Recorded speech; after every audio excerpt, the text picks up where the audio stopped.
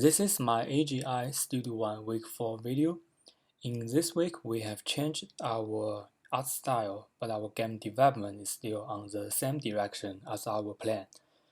The reason that we changed our art style is because last week, me and Yang Kai have looked through some pixel game character, and we became interested in. My partner Yang Kai did some pixel character design for a try. I put this pixel character in Unity to test, and then both of us feel satisfied with it, so we decided to replace our design by pixel art. This week I was mainly focusing on developing character interactions, mostly about physics. I also started to make a simple boss AI. The video game Hollow Knight provided me lots of ideas. I have looked the boss battle Fortnite to learn about its boss battle design and physics effects between player character and boss. According to our new player character and dash animation, I found that although I can replace art resources but keep the physics function, the old rolling function with its physics is not suitable for our game anymore because of the gravity. So I made a new dash function with new physics effects for player character to manage the gravity. By observing and learning from Hollow Knight, I have made a new physics for my player character's collision.